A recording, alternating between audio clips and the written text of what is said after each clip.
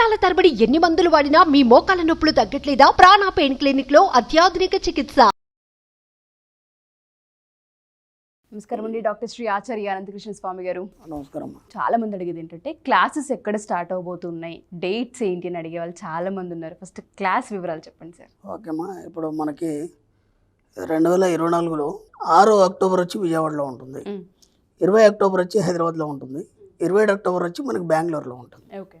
అలాగే 3 నవంబర్ వచ్చేసి మనకు వైజాగ్లో ఉంటుంది, 10 నవంబర్ వచ్చి తిరుపతిలో ఉంటుంది, 1 డిసెంబర్ వచ్చి మనకి రాజమండ్రిలో ఉంటుంది. ఈ విధంగా వీలైనంత తొందరగా ఎన్రోల్ చేసుకోండి. క్లాసులు చాలా రష్గా ఉన్నాయి. ఓకే, డెఫినెట్గా సార్. దసరా దేవి నవరాత్రులు అనగానే చాలామందికి అమ్మవారి రూపం కనిపిస్తూ ఉంటుంది. ప్రతి ఇల్లు కూడా ధూపదీప నైవేద్యాలతో కలకలలాడుతూ ఉంటుంది. మీ సబ్జెక్ట్ వేరు, కానీ ఆధ్యాత్మికంగా చూసుకుంటే చాలా డెప్త్గా లోతుగా మీకు తెలుసని నేను చాలాసార్లు విన్నాను. మీరు మాట్లాడుతున్నా కూడా అప్పుడప్పుడు నేను వింటూ ఉంటాను. సో ఈ దేవి నవరాత్రులకు సంబంధించి కూడా ఏదన్నా మీ సైడ్ నుంచి నేను చెప్తారని ఆశిస్తూ ఉన్నాను. ఏం చేస్తే మంచిది అంటారు? ఆ కాస్మిక్ ఎనర్జీ ఏ విధంగా మనకి హెల్ప్ అవుతూ ఉంటుంది? ఇప్పుడు అమ్మవారిని మనం అనంత శక్తి అంటామమ్మా. అనంతమైన శక్తి అంటే అనంతం, మీకు అంతం లేదు ఇక. ఓకేనా? అమ్మవారి గురించి చెప్పుకోవాలంటే చాలా ఉంది. ఎందుకంటే మన తల్లి గురించి మనం ఎంత చెప్పినా తక్కువే. నేను ఒక అమ్మవారి ఉపసకుడిగా నేను కూడా ప్రతి సంవత్సరం అమ్మవారి సంబంధించిన కార్యక్రమాలు నిర్వహిస్తాను. మా పీఠ సంప్రదాయం ప్రకారం నేను గతంలో కూడా వీడియోలో చెప్పాను. ఒకటి, మనకి నవరాత్రుల్లో అమ్మవారి హోమం చేస్తాం. నేను ప్రత్యంగ్ర ఉపాసకుని కాబట్టి ప్రత్యంగ్ర హోమం చేస్తాను. ఓకే. అలాగే శివరాత్రికి మనం పాశుపత రుద్రాభిషేకం చేస్తాం.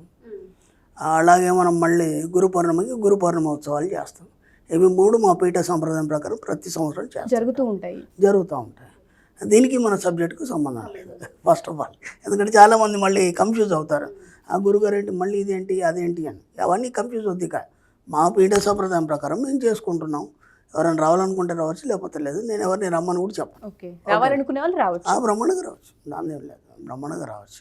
మీరు రావాలనుకుంటే నెంబర్లు ఉంటే నెంబర్లో కాల్ చేసి రావచ్చు. డెఫినెట్గా సార్. ఈ 3 కార్యక్రమాలు మేము చేస్తామమ్మా. కాబట్టి అమ్మవారు అంటే నాకు చాలా ఇష్టం. ఎందుకంటే ఇక్కడ ఏం చెప్తారంటే, ఒక సాధనలో ఒక సాధకుడు ఒక స్థాయికి వెళ్ళిన తర్వాత ఏమవుతుందంటే అహంకారం అనేది వస్తుంది.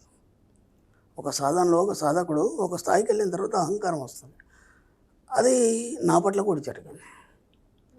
ఎందుకు వస్తుంది అంటే, ఆ సాధనలో ఏమవుతుందంటే బాడీలో వేడి అనేది పెరిగిపోతుంది. అంటే దాని యొక్క ఎనర్జీ యొక్క శక్తి బాడీలో వేడి అనేది పెరిగిపోతుంది. వేడి పెరిగిపోయి మనిషి లోపల అహంకారం అనేది ప్రబలుతుంది. అంటే నా అంతటి వాడు లేడు, నేను ఇంత గొప్ప సాధన చేశాను, నేనేమైనా చేయగలను, నేనేమైనా సృష్టించగలను, నేను ఏదైనా డిస్ట్రాయ్ చేయగలను. ఇట్లాంటి అవి ఎంత బాగున్నా సరే ఆ లోపల కలుగుతుంటాయి.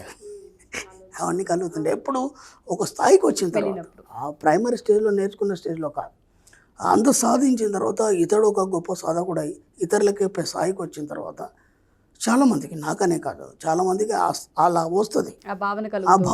ఆ భావనలు ఏమవుతారంటే ఏదో అలజడి చేసేసి ఇరుక్కుపోయి వాళ్ళు డిస్టర్బ్ అవుతారు. అర్థమైందా? కాబట్టి ఎమ్మటే ఏం చేయాలంటే, నువ్వు ఆ సాధనలో ఎంతో సాధించావు, అదంతా కూడా ఒక గ్రేట్ ఎనర్జీ. ఎప్పుడు ఎమ్మటే ఏం చేయాలంటే మనం అమ్మవారి సాధనలోకి వెళ్ళిపోవాలి. ఎప్పుడైతే ఆ ఫీలింగ్స్ మనకు కలిగినాయో, నాకు తెలియదు. మా గురుగారు మళ్ళీ ఆ అమ్మవారి సాధన మొదలుపెట్టుకుంటే నేను ఆశ్చర్యపోయాను. మళ్ళీ ఇప్పుడు అమ్మవారి సాధన ఎందుకని నాకు తెలియదు. గురుగారు చెప్పినట్టు వినాలి కదా.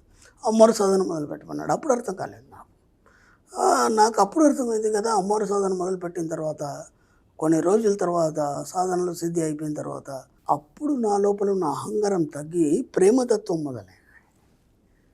అది ఎలా ఉంటుందంటే, ఒక తల్లికి ఒక బిడ్డకు ఉన్నటువంటి ఏదైతే ఆప్యాయత, ప్రేమ, సున్నితత్వం అలా అయిపోయింది. ఇక మైండ్లోంచి కానీ బాడీలోంచి కానీ ఎలాంటి ఒక ఉద్రేకం కానీ లేదంటే అరవడం కానీ, అంతకుముందు గట్టిగా అరిచేది చేయడం ఇవన్నీ ఉండేది. అసలు ఎప్పుడైతే అమ్మవారిని నేను పట్టుకొని అమ్మవారి సాధన చేసిన తర్వాత ఆ యొక్క సైలెన్స్నెస్ అనేది వచ్చేసి ఒక మృదుత్వం, ఎవరితో మాట్లాడినా ఓ చిన్న పిల్లలాగా ఉండడం. అసలు నేను పెద్దోన్నని మర్చిపోయాను.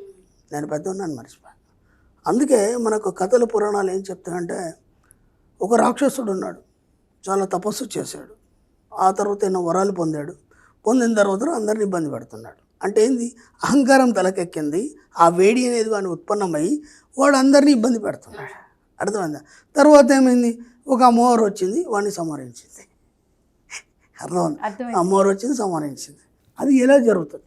ఒక రక్తబీజుడు అనే ఒక రాక్షసుడు ఉన్నాడు. విచిత్రం ఏంటంటే వాడు ఎక్కడెక్కడైతే వాడు రక్తం పడుతుందో అక్కడ ఇంకొకడు పుట్టుకొస్తాడు. ఇప్పుడు వాడికి ఏంటి, నాకు ఈ శక్తి ఉంది, ఇది ఉంది కాబట్టి దీన్ని ఎవరు కూడా ఆపలేరు, ఎవరేం చేయలేరు. ఓకేనా? అప్పుడు దుర్గా వరం పొందింది అమ్మవారి దగ్గరికి వెళ్ళి, అమ్మమ్మ ఇది పరిస్థితి, వాడిని ఎలా చంపాలి, వాడు రక్తం బొట్టు కింద పడితే మళ్ళీ ఇంకోటి మనిషి పుడుతున్నాడు అనగానే అప్పుడు ఏమంది కదా, ధ్యానంలో అమ్మవారు కనిపించింది. తర్వాత అడిగిన తర్వాత నువ్వు రేపు మార్నింగ్ వెళ్ళి నేను వస్తాను యుద్ధానికి, ఓకేనా?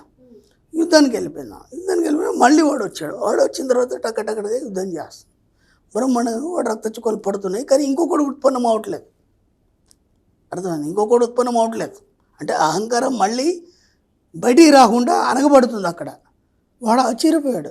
ఒక్క నిమిషం ఆగమ్మా, నువ్వు అసలు ఏంటి, నాకేమైంది, నా రక్తం చుక్క పడితే ఇంకోటి పట్టుకు రావాలి కదా, ఎందుకు రావట్లేదు అని చెప్పేసి ఇలా చూశాడు.